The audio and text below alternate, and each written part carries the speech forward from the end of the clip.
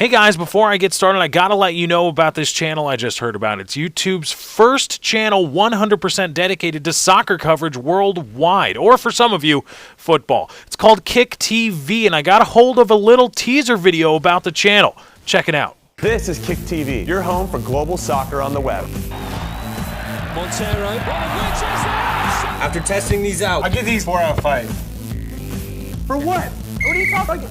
You're watching Kick TV. Subscribe. No.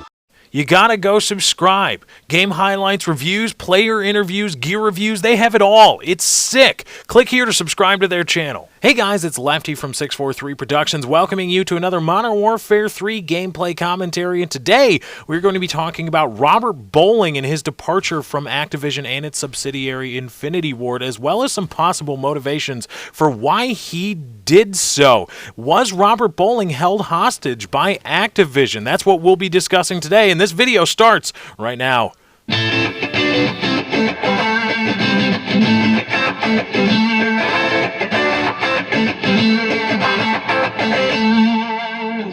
Okay, so Robert Bowling has left Infinity Ward, and he has been gone for quite a while and moved on to his new company that he has started, and it is called Robotoki, and they are in development of an unnamed, unreleased, unannounced game. Well, it has been announced, but it has been announced in that he says they're working on a game, but its genre, what it's aiming to do, and its setting, and even its name all have been unannounced. So it is the announced game from Robotoki. Robert Bowling has been working on. He is the proprietor, as well as I guess the kind of pseudo community manager for that new gaming company.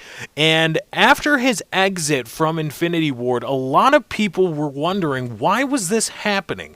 Why did Robert Bowling choose to leave? A lot of people, the easy assumption or the easy conclusion is that Bowling just got sick of being the brunt of everybody's hatred for Modern Warfare 3 and for Call of Duty. I mean, I had again, I bring this up a lot, but I still find it really funny. I have, on TweetDeck, you can create a search that's always up on TweetDeck. So if you search at something, you can see all the at mentions for whatever that is, for whatever that person may be. So if you want to see, all the tweets at, I don't know, Christina Aguilera or Penn Jillette or something like that, you can put in their Twitter at whatever, at, stupid whore Christina Aguilera, or at smart atheist guy Penn Jillette, or whatever. You can put that in, and you will see all the at mentions. Every tweet that gets sent to that person, you will see.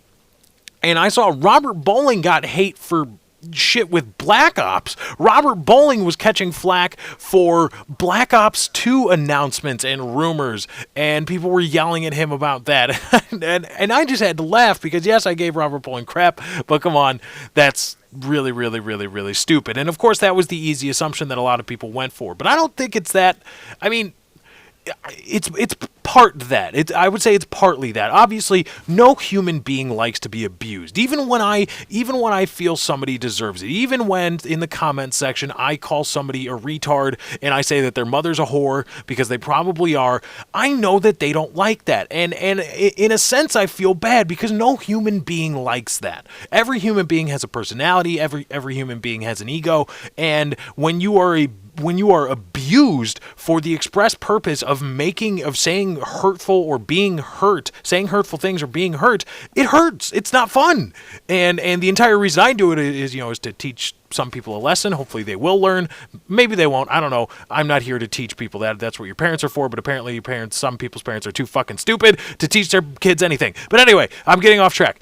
He was abused. Robert Bowling was. I don't deny that. And I do feel bad for the fact that Robert Bowling as a human being was abused. I contend that, well, you know what? He knew what his job entailed, and he cashed those checks anyway. And so, you know what? He that's kind of a mitigating factor in terms of him being abused. But on the same token, or on the flip side of that coin, I can say, well, you know what, as a human being, as a fellow human, I can sympathize with him. Regardless of, cashing the checks and getting paid for that, I can sympathize and be like, okay, well, you know what, yeah, it is kind of your job to be the brunt of everybody's hatred, but, it's still kind of friggin' sucks.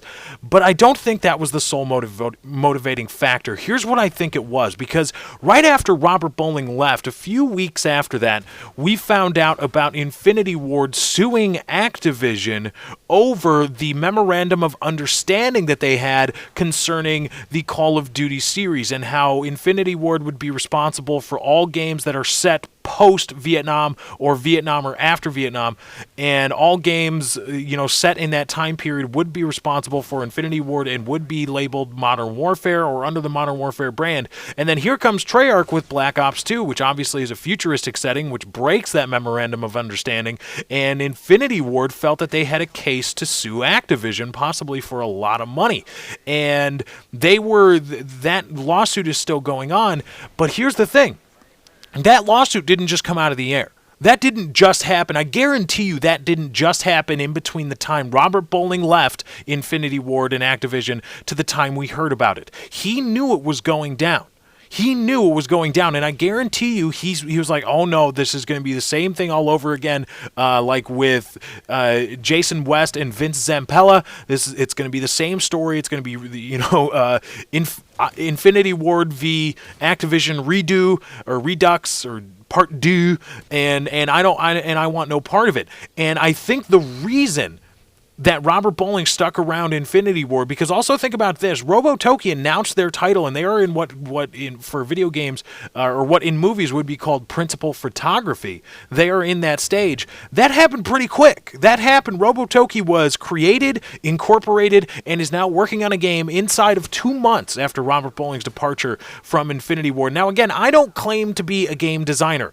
I am not a game designer. I do not create video games. I'm not responsible for their creation, so I don't know if that's normal, but I don't really think it sounds normal from nothing to an incorporated company working on a game with a direct, with a clear focus. Yeah, it's unannounced, but they know what they're doing, and I don't think that happens inside of 2 months. I think that had to happen before. So from my understanding, my speculation is, again, this is all speculation on my part, but I think it logical. Robert Bowling, during his time at Infinity Ward, he knew about the memorandum of understanding. He knew long ago that what Treyarch was doing with Black Ops 2, and he knew about the memorandum of understanding, and he heard the murmurs of lawsuit, and he wanted no part of it. And the only reason he was still at Infinity Ward was because he probably didn't have the money to go toe-to-toe with Activision if he tried to leave. If he tried to leave, there's no doubt following that fallout with Infinity Ward right after the release of Modern Warfare 2 that he would have been named in a lawsuit.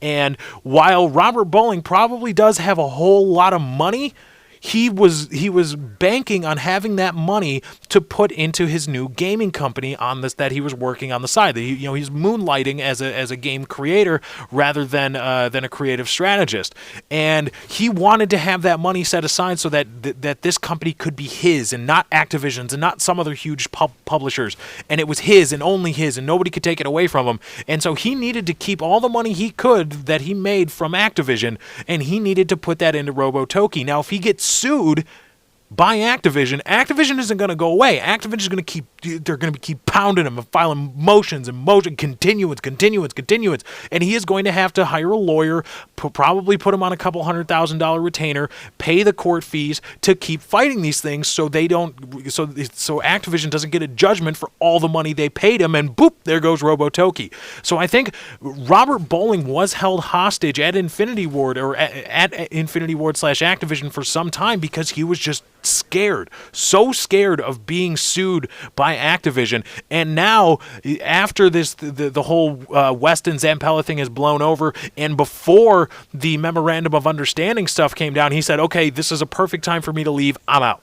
And I think that is what has happened. That is why Robert Bowling has left. Again, because it just seems way too convenient that inside of 2 months, Robotoki is incorporated, created, and now has a game that they're working on. They're in principal photography, or what would be principal photography in a movie. And it just seems kind of weird that that was the course of events. And so that's why I think that Robert Bowling was indeed kind of, I guess, de facto held hostage by Activision at Infinity Ward under the threat threat of lawsuit. But let me know what you guys think in the comments below, and as always, be sure to be kind to that like and favorite button and comments and shares via Facebook and Twitter. Remember, all likes, favorites, and comments do help me out. But anyway, guys, that's my time. I got to get out of here. Thank you for joining. I hope you enjoyed. Be sure to drop a like on this video if you did enjoy. I am out.